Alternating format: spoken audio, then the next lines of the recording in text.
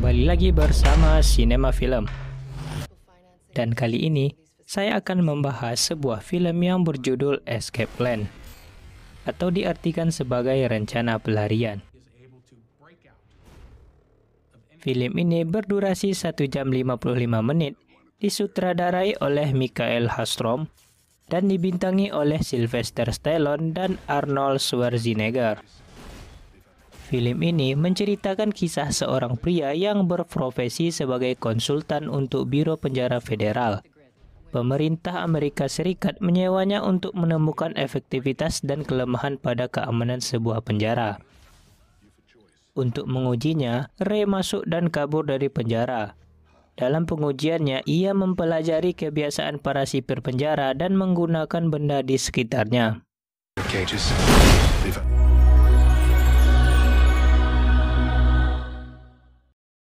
Di awal film, tepatnya di sebuah penjara Badwater, Colorado, terlihat Ray, atau lebih dikenal dengan Rambo, sedang dikurung pada sebuah tahanan. Kemudian, ia mencoba untuk membuat keributan agar dirinya dipindahkan ke ruang isolasi. Di sana, ia selalu memperhatikan sekelilingnya dan rutinitas penjaga di sana.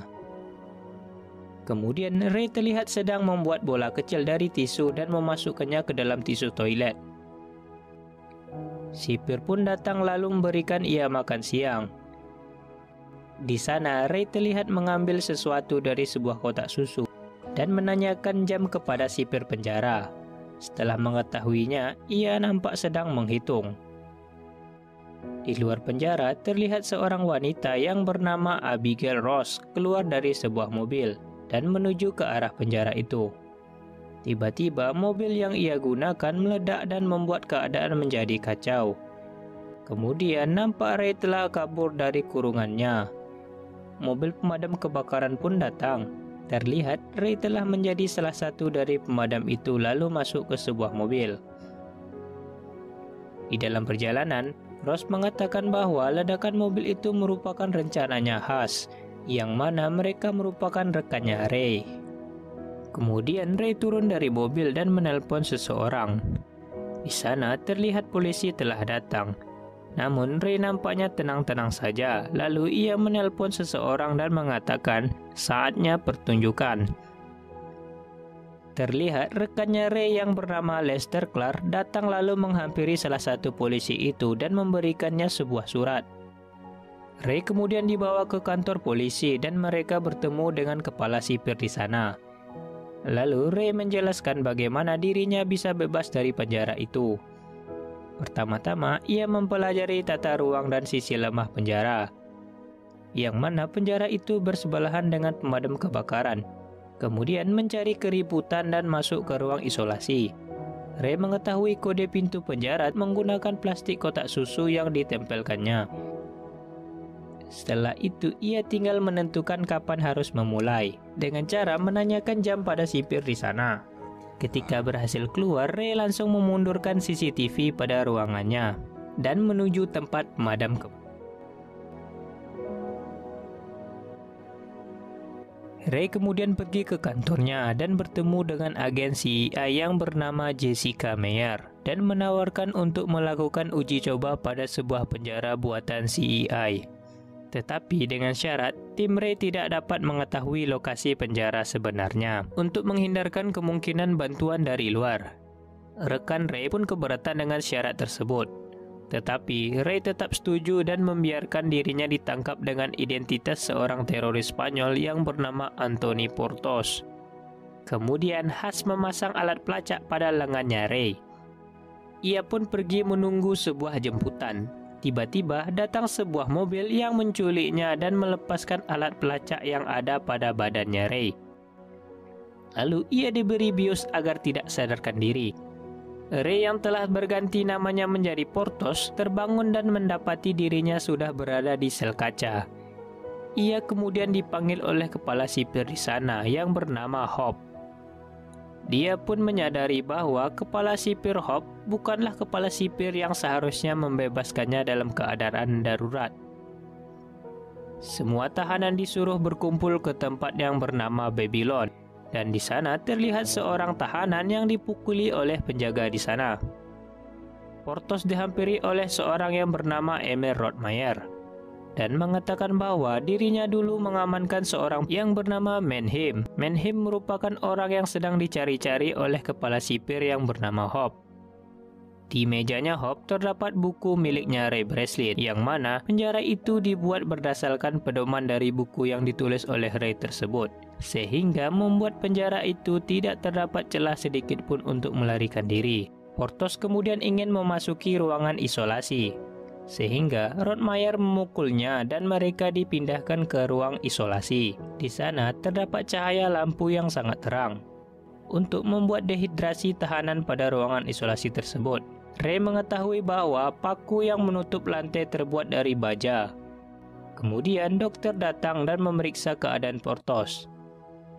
Lalu ia bertanya kepada dokter itu tentang keberadaan mereka sekarang, tetapi dokter itu diam saja.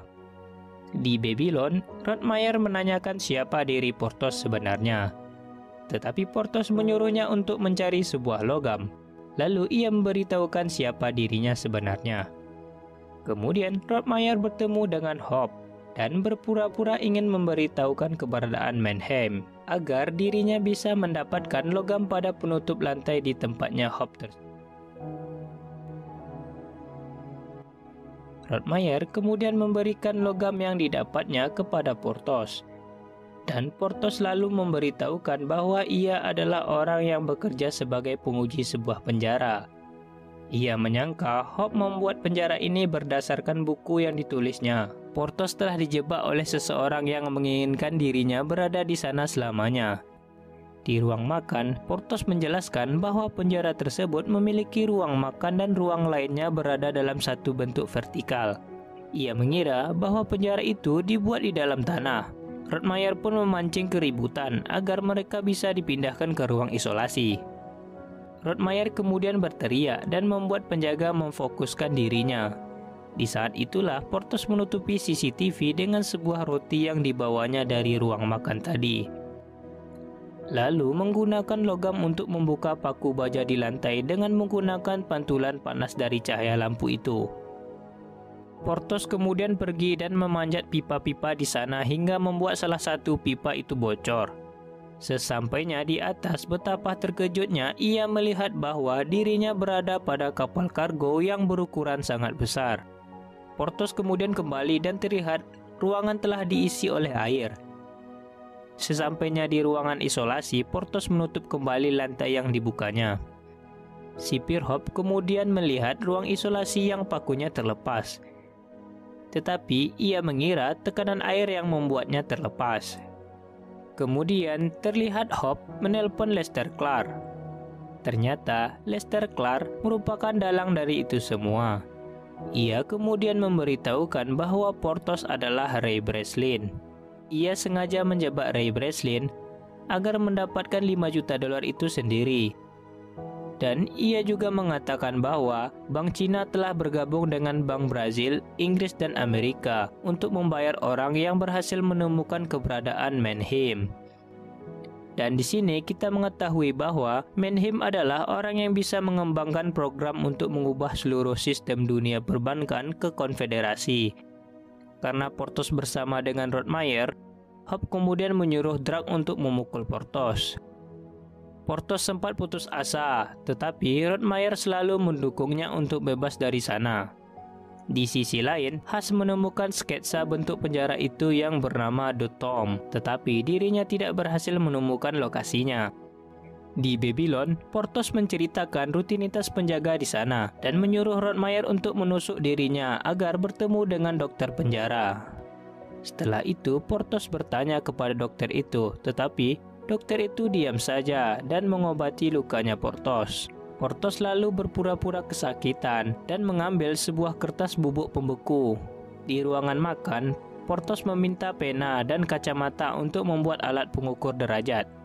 Kemudian terlihat Portos selalu dekat dengan Rothmeyer, membuat sipir Hope kemudian memindahkan Ray pada sektor E. Di sana, Portos lalu memberikan penawaran. Karena dirinya dekat dengan Rothmeyer, ia akan menanyakan keberadaan Mannheim dan memberitahukannya kepada Hope. Setelah itu, ia dikembalikan ke Babylon. Mereka mengajak Japhet untuk bergabung bersama mereka dan memberikan alat pengukur itu. Setelah itu, Japhet meminta kepada sipir Hope agar dirinya bisa berdoa sambil melihat langit di malam hari. Di sana, Japhet sebenarnya ingin mengukur lokasi keberadaan mereka menggunakan alat pengukur yang diberikan oleh Rottmeier. Setelah mengetahui hasilnya, Porthos kemudian mengambil kesimpulan bahwa mereka berada di lepas pantai Maroko dan berdekatan dengan daratan. Rottmeier mengatakan bahwa ia kenal seseorang pria pada Casablanca, yaitu salah satu kota di Maroko. Untuk mengirim pesan kepada temannya Rottmeier, hanya ada satu cara, yaitu bantuan dokter, sehingga Porthos menelan bubuk pembeku agar dirinya berada di ruangan dokter. Di sana, Porthos menyuruh dokter itu untuk melihat buku karangan Ray Breslin pada mejanya sipir Hope. Setelah itu, dokter itu mengingat sumpahnya dan masuk ke ruangan Hope untuk melihat buku tersebut. Keesokan harinya, dokter itu menyuruh penjaganya untuk membawa Porthos ke ruangannya. Kemudian, Porthos memberitahukan bahwa ia adalah orang yang membuat buku itu, sehingga membuat dokter itu bergabung dan membantu Porthos. Porthos memberitahukan kepada Rottmeier bahwa dokter telah bergabung dan menyuruh Japhet untuk melakukan tugasnya. Di malam harinya, Porthos membuat kode palsu di mana ia menyuruh untuk membuat keributan pada sektor C. Setelah itu, terlihat dokter sedang mengirimkan pesan kepada temannya Rottmeier yang berada di Maroko. Hope kemudian menyuruh penjaga di sana untuk melipat tigakan penjagaan di sektor C. Setelah itu, Japhet kemudian menjalankan tugasnya, yaitu membuat kerusuhan pada Babylon. Porthos, Rottmeier, dan Japhet berhasil melumpuhkan penjaga di sana dan mengambil senjatanya. Porthos kemudian mematikan CCTV di sana dan mereka pergi menuju pintu keluar. Namun sayangnya, pintu itu telah dikunci. Hope lalu menyuruh Drac untuk menangkap mereka. Di sana terjadi baku tembak dan Japhet terkena salah satu tembakan tersebut. Porthos lalu mematikan alat pendeteksi gerak dan menyuruh Rottmeier untuk menaiki tangga. Sedangkan Porthos ia akan mematikan mesin agar semua pintu terbuka. Japhet kemudian mengatakan bahwa dirinya tidak akan selamat lagi dan meminta pistol untuk menahan penjaga di sana. Di sisi lain, terlihat temannya Rottmeier datang menggunakan helikopter untuk menuju ke kapal kargo di mana Rottmeier berada. Japhet kemudian melawan penjaga di sana dan akhirnya ia tertembak dan mati di tangannya Hope. Di sisi lain, terlihat Porthos bertarung dengan Drac dan berhasil mematikan mesin kapal tersebut.